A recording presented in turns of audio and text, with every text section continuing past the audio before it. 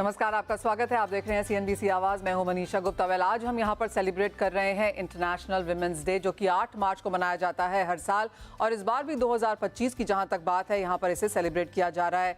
कई सालों से, एक्चुअली 20th सेंचुरी ऑनवर्ड से यहाँ पर इंटरनेशनल विमेंस डे मनाया जाता है। ये काफ़ी हद तक यूएस, अमेरिका, यूरोप में शुरुआत की हुई थी। उसके बाद हमने एशिया में भी उसको यहाँ पर काफ़ी स्ट्रांगली अपनाते हुए देखा है। हर साल यहाँ पर एक डिफरेंट थीम होता है, चाहे वो एम्पावरमेंट का हो, इक्वल राइट्स का हो या बिल्डिंग फ्यूचर का हो। जहाँ तक 2025 की बात है, 2025 का इंटरनेशनल विमेंस डे का थीम है एक्सेलरेटिंग एक्शन, यानी कि जो स्ट्रैटेजिक मूव्स हैं, प्रायोरिटीज़ हैं विमेन एम्पावरमेंट को लेकर और विमेन सपोर्ट को लेकर, ऑनरिंग देयर स्टोरीज को लेकर, उसी पर हम भी बात करेंगे। क्योंकि बात कमोडिटीज़ की है और हम जो वंडर विमेन हैं कमोडिटीज़ पर, उनसे आज बात करना चाहेंगे, उनका सेंस लेना चाहेंगे in business end of course कैसे वो देखती हैं कमोडिटी मार्केट्स को आगे जाते हुए, जो कि एज ऑफ नाउ बहुत स्ट्रॉन्ग लेवल पे खड़ी हैं। हमने देखा है सोना ऑल टाइम हाइज पे, पॉलिसी चेंजेस यहाँ पर देखने को मिले हैं काफ़ी सारे सेक्टर्स में। टैरिफ की बात चल रही है ग्लोबल मार्केट्स में, तो उसका भी क्या इम्पैक्ट है, अपनी वंडर विमेन से जानने की कोशिश करेंगे। सोने पर बात करने के लिए हमारे साथ जुड़ेंगी लाला जुगलराज किशोर ज्वेलर्स की डायरेक्टर तानिया रस्तोगी। दालों पर हम बात करेंगे मयूर ग्लोबल कॉर्पोरेशन की ओनर हर्षा राय से। वीट पर हम सेंस लेंगे पूनम रोलर फ्लावर मिल्स की डायरेक्टर सहर लालवानी से। और स्ट्रैटेजीज जानेंगे ग्लोबल मार्केट्स में और इंडियन मार्केट्स में कैसे आप इसको स्ट्रैटेजाइज करें, एसएमसी ग्लोबल सिक्योरिटीज़ की एवीपी वंदना भारती से।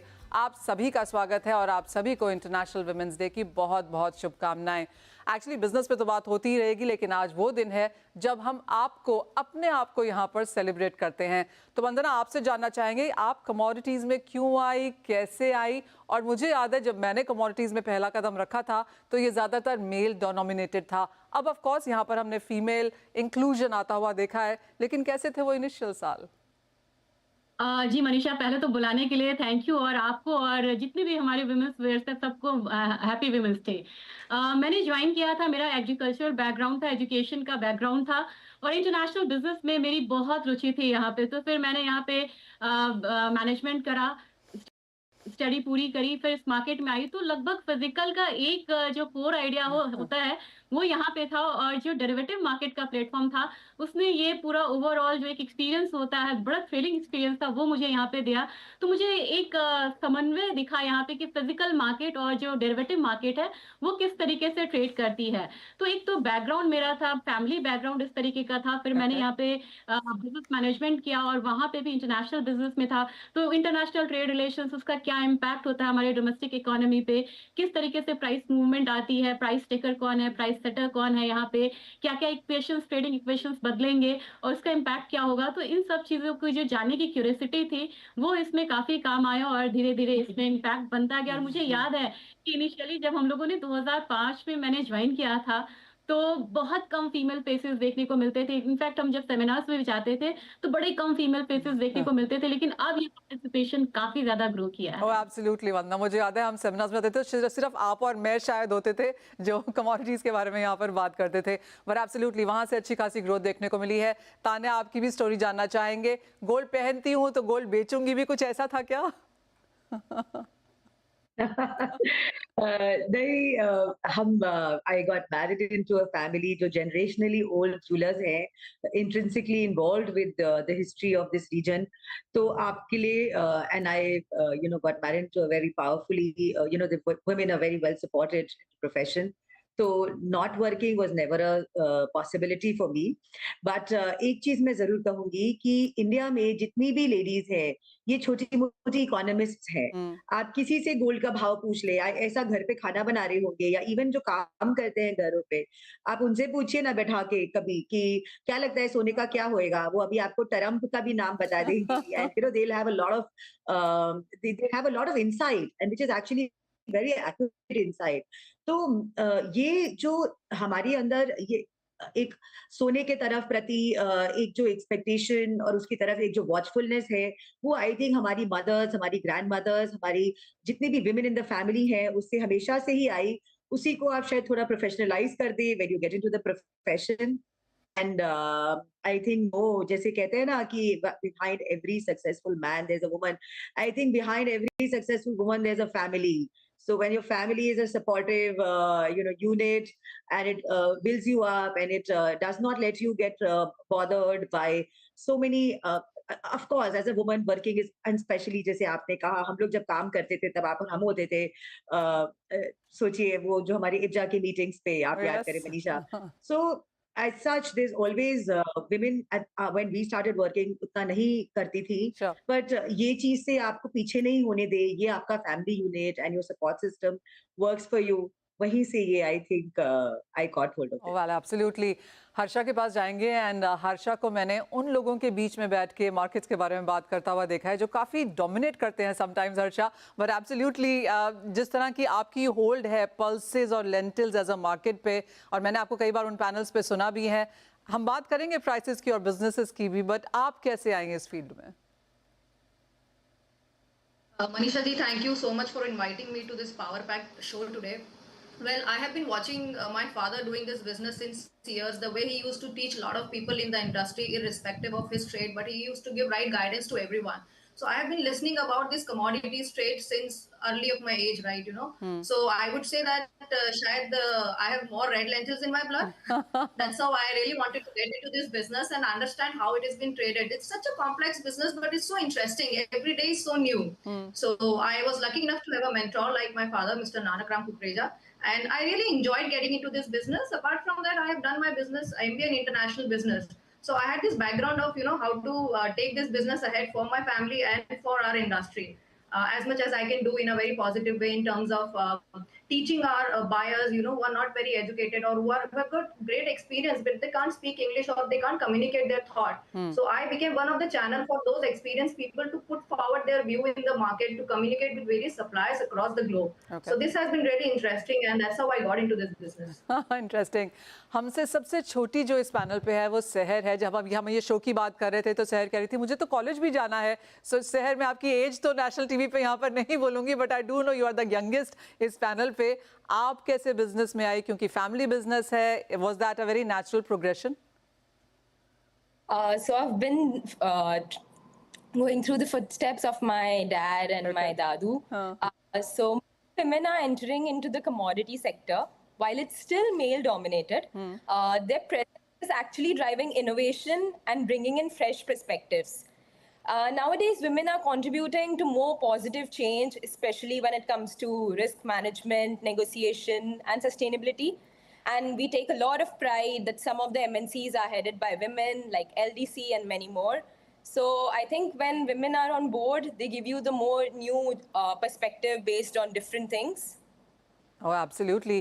काफ़ी कुछ है जो नया हमने यहाँ पर बिजनेसेस में आता हुआ देखा भी है. और अब आप सबसे एक सवाल आपके बिजनेस इस सेक्टर पे भी जानना चाहेंगे.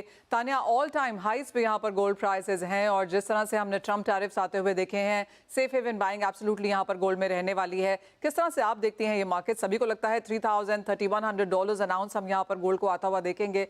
आपकी क्या सेंस है और क्या इम्पैक्ट है उसका बिजनेस पर?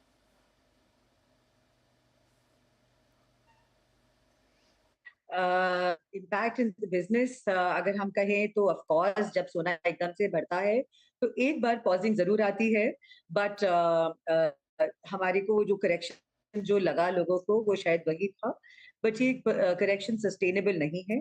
ऑफ कोर्स छोटे मोटे करेक्शंस, छोटे जितना बार भी अब जैसे फॉर इंस्टेंस अभी यूक्रेन के aid, the president Zelensky's aid has again approached the US Department for a peace talk. Of course अभी एक बार फिर आपको सोने में हो सकता है अगले 15 दिन में फिर एक इसी वजह से करेक्शन दिखे, क्योंकि डॉलर स्ट्रेंथन होते हुए दिखे.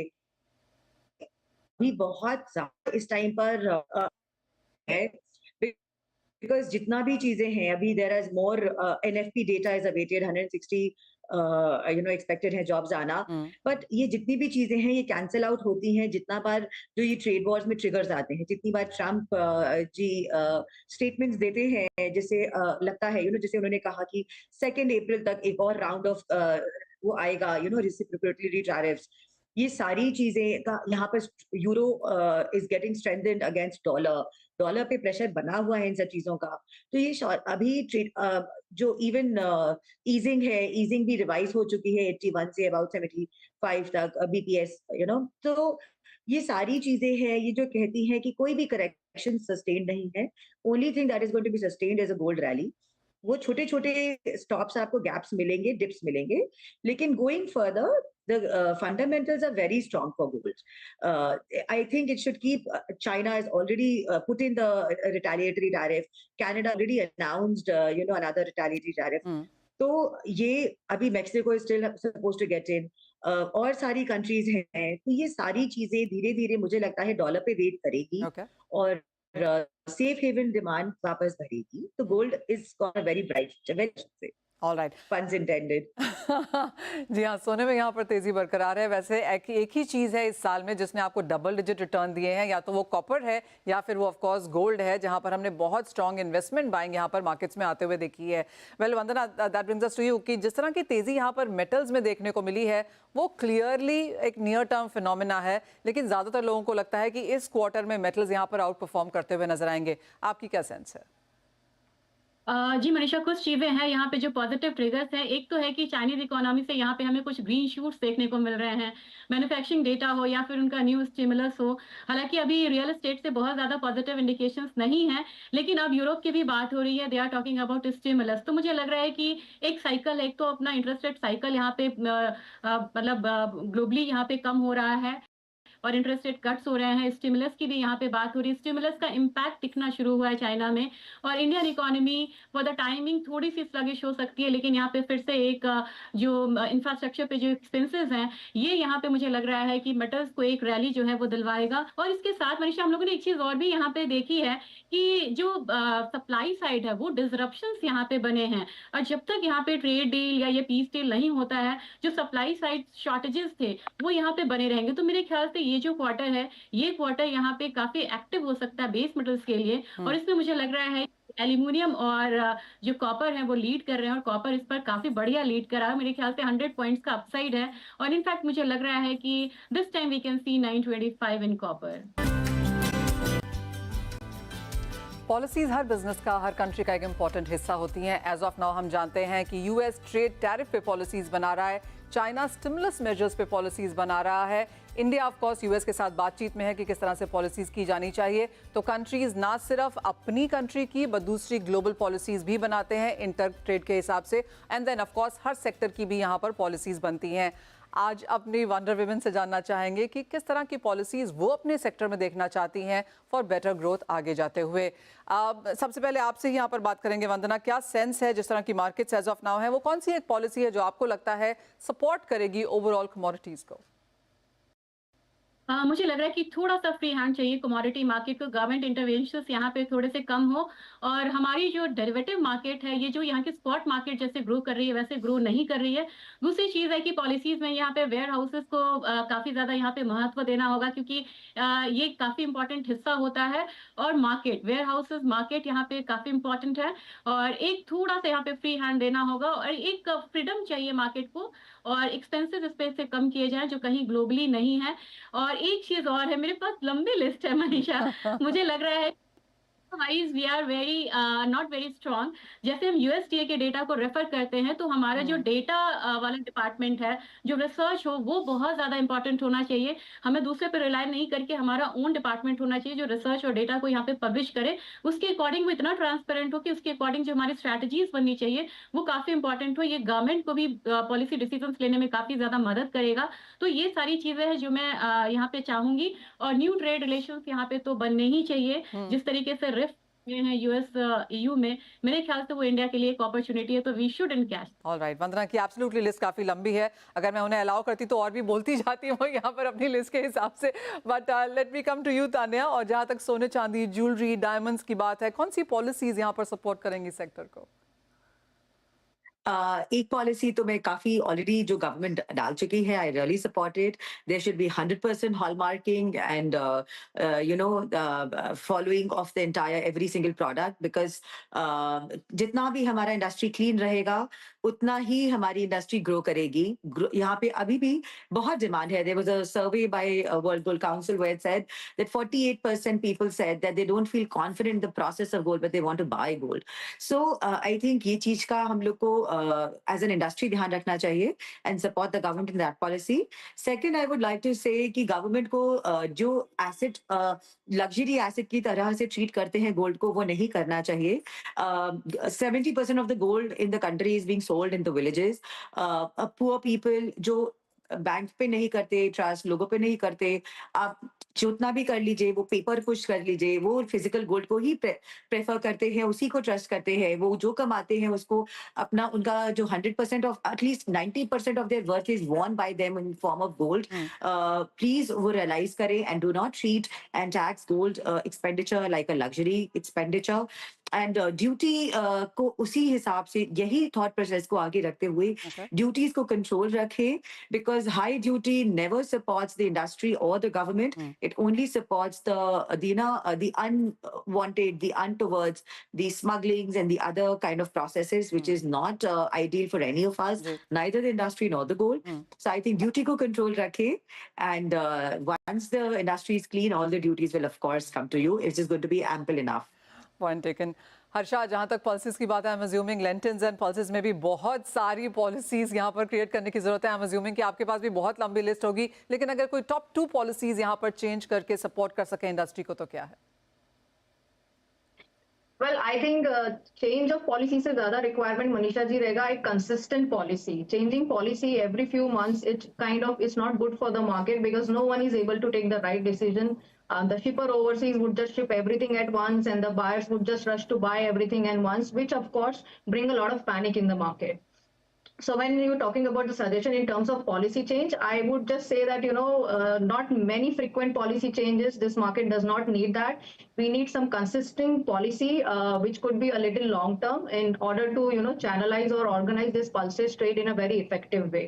Also, the fact if any policy change that government is looking forward to do, they really need to look at our harvest this year for the Rabi crop. Also, they need to clearly see what kind of stocks do we have for like particular commodity. If we talk about yellow peas, we already have enough stock, kind of stock at the port, which is really needed for, say, even if we need substitution this year for yellow peas, we have enough at the port.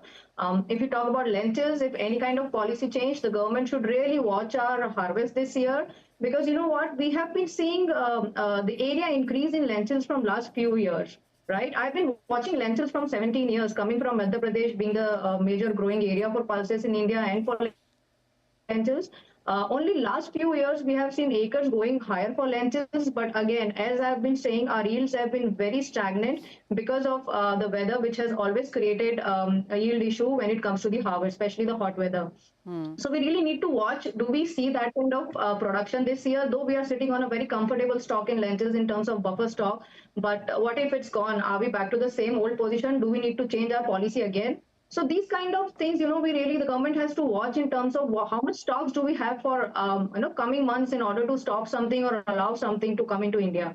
Absolutely. So that's what I would suggest at this point of time. Well absolutely, जो आपका पहला ही point था कि consistent policies होनी चाहिए और बाकी of course काफ़ी सारी चीज़ें यहाँ पर स्ट्रीमलाइन करने की ज़रूरत है। That point is well taken. Wheat की अगर बात करें अनसहर, यहाँ पर इंपोर्ट ड्यूटी से लेके OMSS की इंपॉर्टेंस, स्टॉक लिमिट्स और काफ़ी कुछ देखा है इस इंडस्ट्री ने भी। क्या एक पॉलिसी चेंज चाहेंगी आप यहाँ पर? Ma'am, the current wheat policy lacks clarity as the government sometimes applies one nation, one rate pricing system, while at other times it uses a combination of origin plus freight and other costing factors. जो inconsistency create हो रही है, that is causing confusion and uncertainty in the market. So most importantly, allocation of quantities under OMS is uncertain. So जो चीज़ें मैं suggest करूँगी, that would be clear guidelines on OMSS, or either suspend OMSS completely, let millers buy all their wheat directly during the crop season. You're reducing the need for subsidized wheat issued under OMSS. And the last would be reopen wheat product exports. This will help flourish the flour milling industry and India का एक global presence होगा उस market में, which will eventually benefit the farmers of India. It would. बहुत शुक्रिया। Well, वो policy changes या consistent policies हैं जो हमारी वंडर वुमेन चाहती हैं within the commodity as a space. But thank you so much, आप सभी यहाँ पर आज आई हैं, अपना समय हमें यहाँ पर दिया है। आप सभी को इंटरनेशनल वुमेन्स डे की बहुत बहुत शुभकामनाएं।